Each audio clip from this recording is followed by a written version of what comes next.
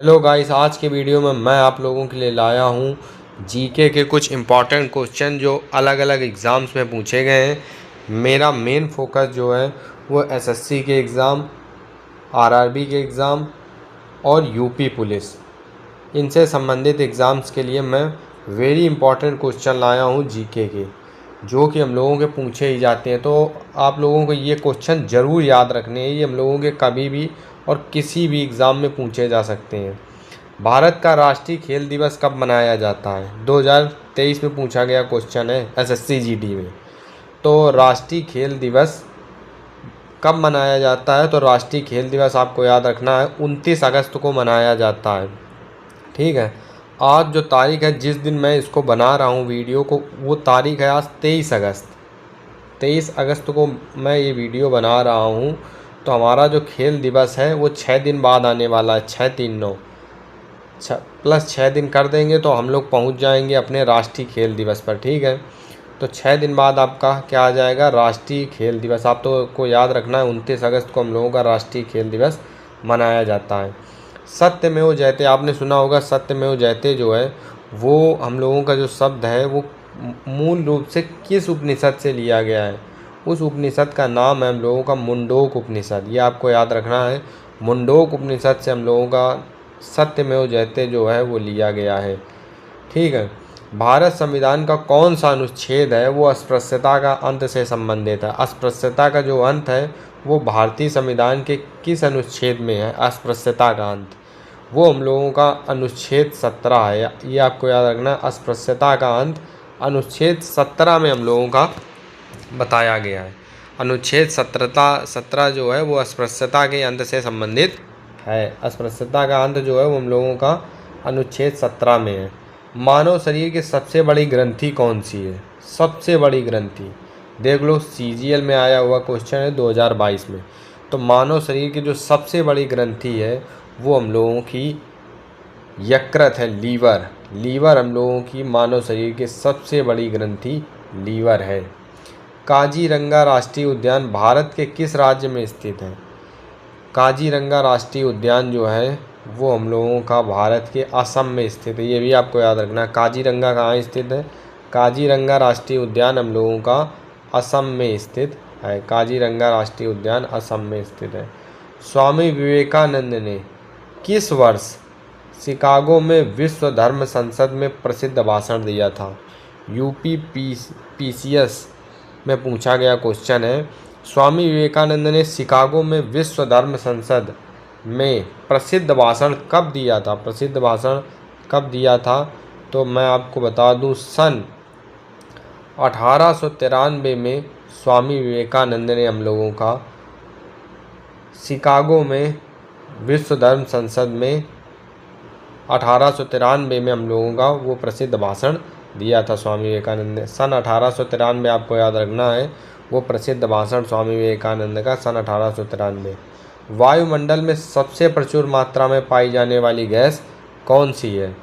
तो ये तो सबको पता है, नाइट्रोजन जो है वो हम लोगों की सबसे ज़्यादा पाई जाती है। लगभग 78% के आसपास हम लोगों की वातावरण में पाई जाती है नाइट्रोजन गैस। तो सबसे ज़्यादा पाई जाने वाली गैस वायुमंडल में नाइट्रोजन गैस है।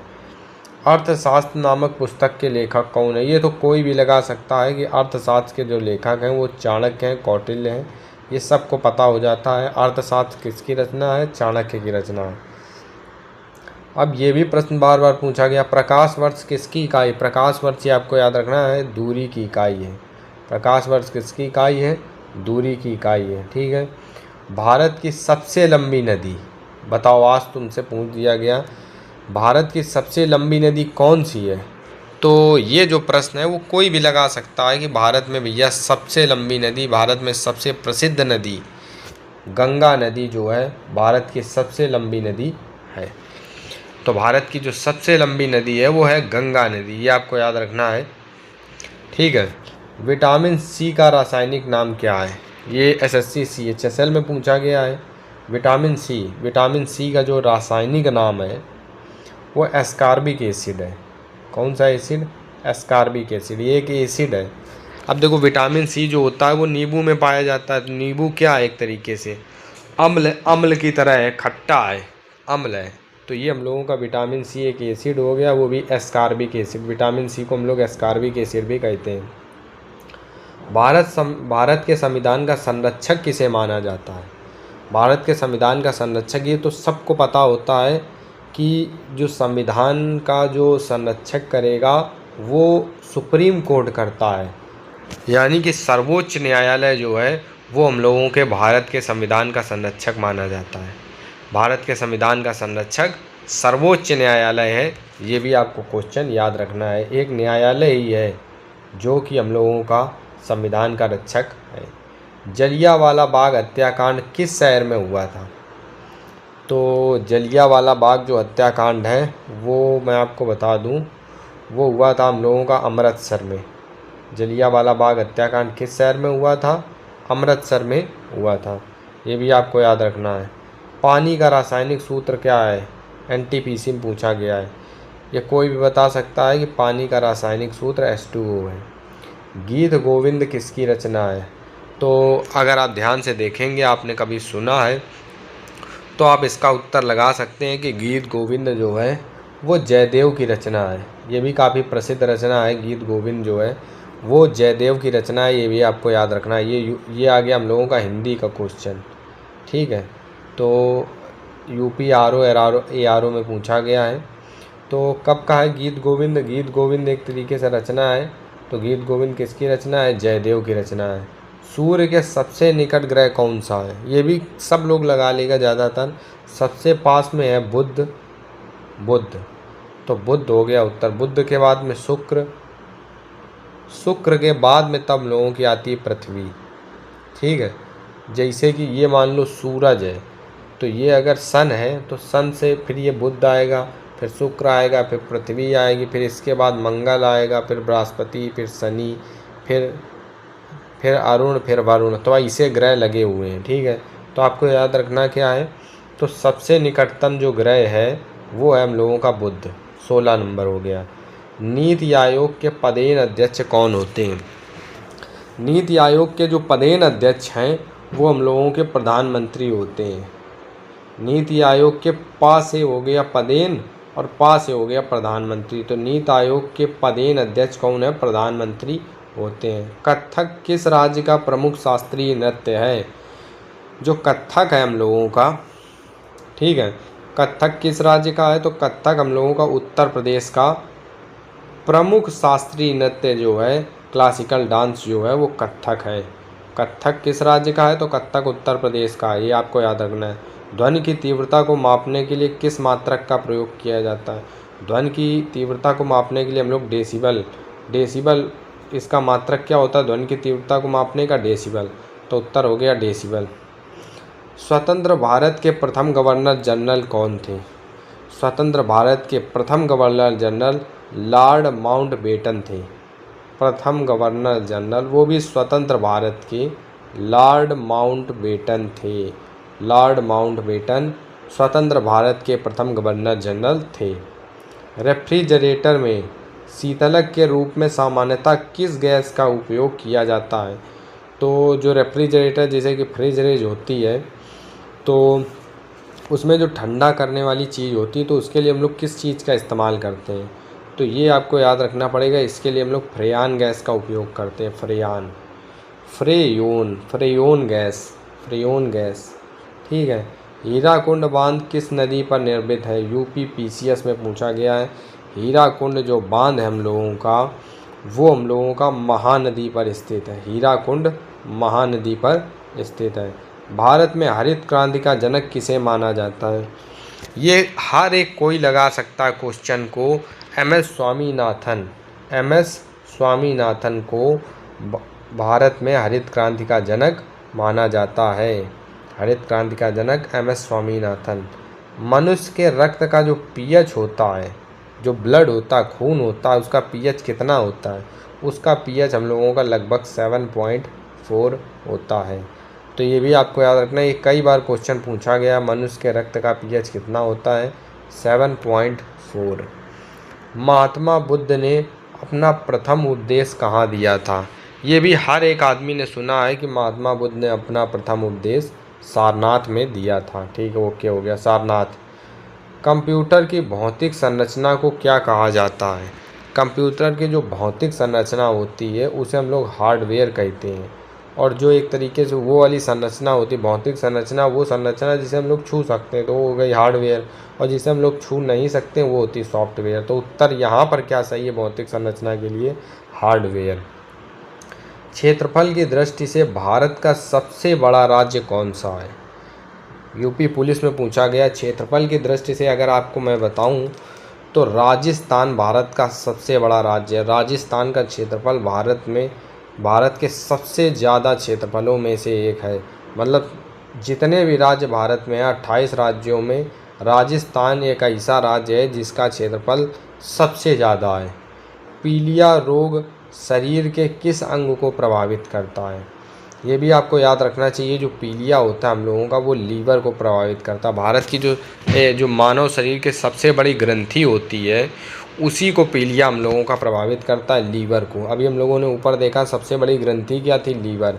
और किस अंग को पीलिया प्रभावित कर रहा है? सबसे बड़ी ग्रंथि लीवर को ही प्रभावित कर रहा है। ठीक है। अब यहाँ देखोगे भारत के राष्ट्रीय ध्वज की लंबाई और चौड़ाई का अनुपात क्या है? तो अगर ध्यान से अगर मैं आपको बताऊँ तो आपने देखा होगा कि भारत का ध्वज ऐसा होता है। तो अगर हम लोग ये वाली लंबाई और ये वाली लंबाई, इन दोनों लंबाई का अगर रेशियो निकालें, ये और रेशियो मतलब ए और बी अगर इनको मान लें, तो ए और रेशियो बी अगर हम लोग निकालेंगे, समझ रहे हो, ए रेशियो बी अगर निकालेंगे तो ये जो रेशियो आता है वो आता है हम लोगों का 3:2।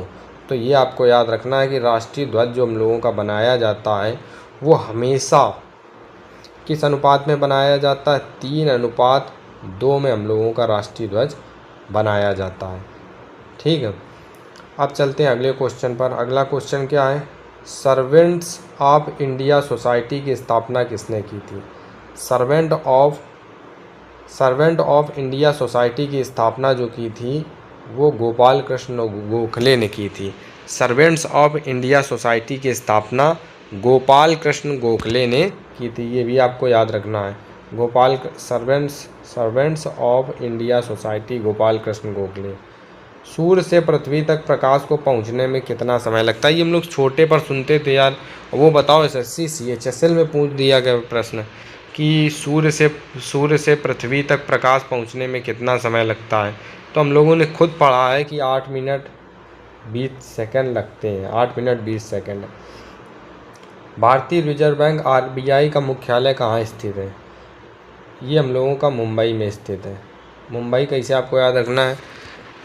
बैंक वहीं होगी, बैंक का मुख्यालय वहीं होगा जहाँ रुपया ज़्यादा होगा। मुंबई में क्या होती है? मुंबई में ज़्यादातर फिल्में बनाई जाती हैं। अब फिल्में तो हर एक जगह बन रही, लेकिन पहले जो था मुंबई प्रसिद्ध था।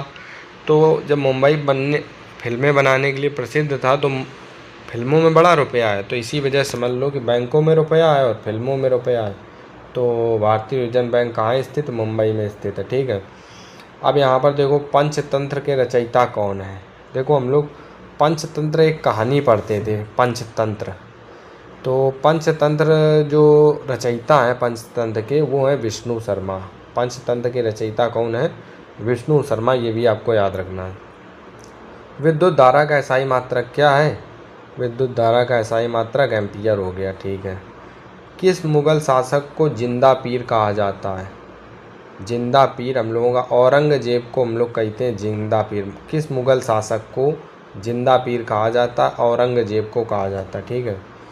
सुंदरबन डेल्टा का निर्माण करने वाली प्रमुख नदियाँ कौन सी हैं? सुंदरबन जो डेल्टा बनता है वो कौन सी नदियाँ जो हैं वो मिलती हैं तब बनता है?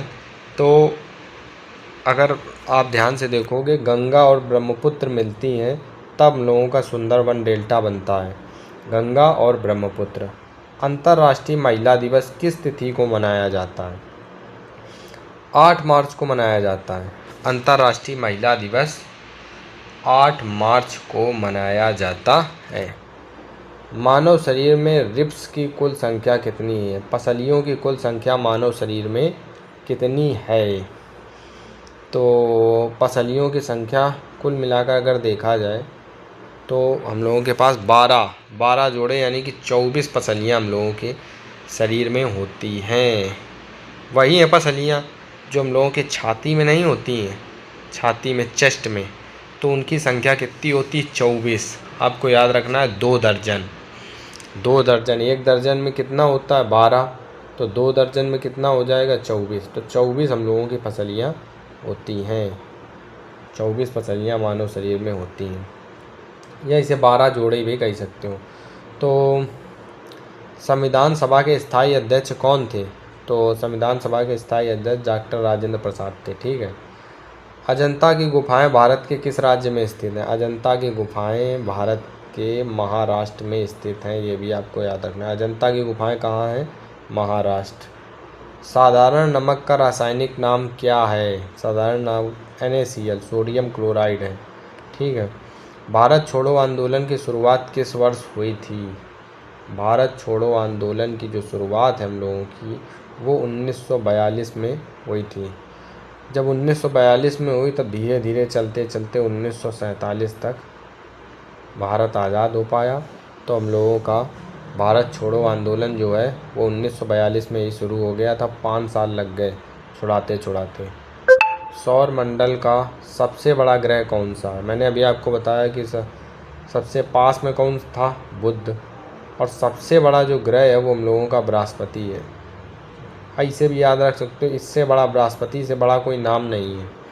ठीक है। तो बृहस्पति जो ग्रह है वो सौरमंडल का सबसे बड़ा ग्रह है। हमारे सौरमंडल का सबसे बड़ा ग्रह बृहस्पति है। डिस्कवरी ऑफ इंडिया भारत की खोज पुस्तक के लेखक कौन है? भारत की पुस्तक उसके लेखक है Pandit Jawaharlal Nehru. Discovery of India's के लेखक हैं। तो ये आपको याद रखना है। डिस्कवरी ऑफ इंडियाज़ के लेखक कौन है? जवाहरलाल नेहरू। गिर राष्ट्रीय उद्यान किस प्राणी के संरक्षण के लिए प्रसिद्ध है? तो गिर राष्ट्रीय उद्यान जो है वो शेरों के लिए है। एशियाई शेरों के लिए हम लोगों का बना है गिर राष्ट्रीय उद्यान। प्राइमरी कलर्स कौन से हैं? तो प्राइमरी कलर्स आपको याद रखने हैं, वो कलर्स हैं जो अन्य कलरों के मिलाने से नहीं बनते, वो अपने आप में खुद ही कलर हैं। समझ रहे हो? इनको मिलाकर ही के और कोई रंग बनाया जा सकता है, लेकिन और कोई रंग मिला करके इन्हें नहीं बनाया जाता। तो ये हम लोगों के प्राइमरी कलर्स होते हैं। कौन कौन से प्राइमरी कलर्स हैं हम लोगों के?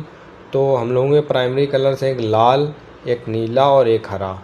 लाल, नीला, हरा जो है वो हम लोगों के प्राइमरी कलर्स हैं। अगर आप सूरज को देखोगे तो सूरज लाल हो गया, इसे याद रखो, सूरज लाल। आसमान नीला, आसमान का रंग नीला होता है, तो ये भी याद रखो, लाल, नीला। और जो ज़मीन होती है हम लोगों की, धरती, वो कैसी होती है? हरी। तो ऐसे आप याद रख सकते हो, धरती हरी, आकाश नीला और सूरज लाल। तो ऐसे याद रखोगे तो ये हम लोगों के 3 प्राइमरी कलर्स हो गए। तो ऐसे आप भूलोगे नहीं। ठीक है। अब इसके बाद में है गुब्बारों में कौन सी हल्की गैस भरी जाती है? तो गुब्बारों में जो हल्की गैस होती है वो हाथ से हल्की और हाथ से हीलियम, हाइड्रोजन नहीं भरी जाती है, हीलियम भरी जाती है। ठीक है, हल्की गैस। पानीपत का प्रथम युद्ध किस वर्ष लड़ा गया? किस वर्ष? तो पानीपत का प्रथम युद्ध जो था वो 1526 में लड़ा गया था। 1526, 1526। भारत में GST किस तारीख को लागू हुआ था? भारत में जो GST लागू हुआ था वो हम लोगों का लागू हुआ था 1 जुलाई 2017। 1 जुलाई 2017 को हम लोगों का GST लागू हुआ था। काजीरंगा के अलावा एक सींग वाले गेंडे के लिए प्रसिद्ध दूसरा राष्ट्रीय उद्यान पबितोरा किस राज्य में है?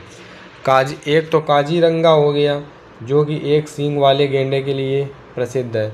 दूसरे की बात करें तो दूसरा एक पबितोरा है। तो ये पबितोरा जो है वो किस राज्य में स्थित है? ठीक है। तो जो पबितोरा है वो हम लोगों का स्थित है असम में। कहाँ स्थित है? असम में। पबितोरा कहाँ है? असम में स्थित है हम लोगों का। ठीक है। अब ये हम लोगों के 50 क्वेश्चन थे, तो टोटल 50 क्वेश्चन ख़त्म हो चुके हैं। अगर आपको इसी तरीके क्वेश्चन चाहिए तो कमेंट करिएगा, अगले वीडियो में मिलते हैं।